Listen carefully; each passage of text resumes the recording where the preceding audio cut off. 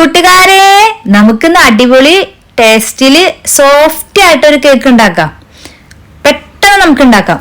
വായോ വീഡിയോയിലോട്ട് പോകാം. അതിനു വേണ്ടി ഞാൻ ബോർബോണിന്റെ 3 പാക്കറ്റ് ബിസ്ക്കറ്റ് എടുത്തിട്ടുണ്ട്. ഇത് എല്ലാവർക്കും ഇഷ്ടമുള്ള ബിസ്ക്കറ്റ് ആണല്ലേ.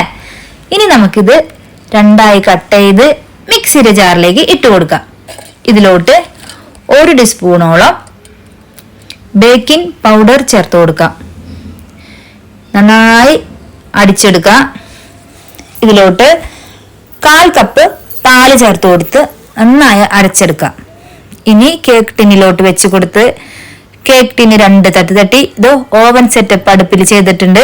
പഴയൊരു പാത്രം എടുക്കുക. അതിൽ ഓവൻ സെറ്റപ്പ് ചെയ്ത് മീഡിയം ഫ്ലെയിമിൽ 30 മുതൽ 35 മിനിറ്റ് കഴിഞ്ഞാൽ നമ്മുടെ കേക്കൊക്കെ റെഡിയായി വന്നിട്ടുണ്ട്.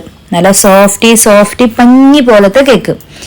ചൂടാറിയതിന് ശേഷം സൈഡൊക്കെ ഒന്ന് കുത്തിയെടുത്ത് നമുക്ക് ഒരു പാത്രത്തിലോട്ട് ഇട്ട് കൊടുക്കാം. കണ്ടില്ലേ, ബേക്കിലൊക്കെ സൂപ്പറായി വന്നിട്ടുണ്ട്. കരിഞ്ഞു പോലും പോയിട്ടില്ല. ഇനി കുറച്ച് ചോക്ലേറ്റ് മെൽറ്റ് ചെയ്തത് ഇതിലോണ്ട് മേലോട്ട് ചേർത്ത് വെച്ച് കഴിഞ്ഞാൽ നമ്മുടെ കേക്കിന്റെ ലുക്ക് തന്നെ പോയി നോക്കിയേ. ഒരു ബർത്ത്ഡേ കേക്ക് സെറ്റപ്പ് പോലെ ആയില്ലേ.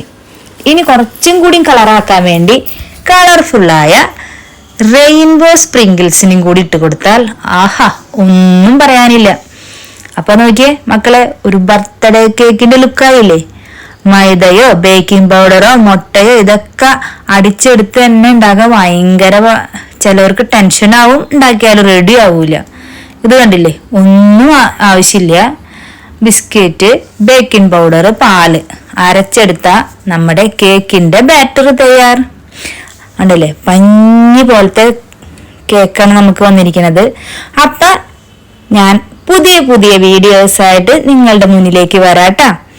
അപ്പൊ നിങ്ങൾക്ക് എല്ലാവർക്കും എന്റെ വീഡിയോ ഇഷ്ടപ്പെട്ട ഫ്രണ്ട്സിനും വീട്ടുകാർക്കും എല്ലാവർക്കും അയച്ചു കൊടുക്കുക. എല്ലാവരോടും പറയും വേണം സബ്സ്ക്രൈബ് ചെയ്യാൻ. വീഡിയോ ഫുള്ളായി കണ്ട് അവരോട് കമന്റ് ഇടാൻ പറയണം. ഓക്കെ, അപ്പൊ നിങ്ങളെല്ലാവരും സപ്പോർട്ട് ഉണ്ടെങ്കിൽ ഞാൻ ഇനിയും പുതിയ വീഡിയോസ് ആയിട്ട് നിങ്ങളുടെ മുന്നിലേക്ക് വരാട്ടാ. അപ്പൊ എല്ലാവരും മറക്കാതെ സബ്സ്ക്രൈബ് ചെയ്യില്ലേ, ഷെയർ ചെയ്യൂലേ. Bye friends.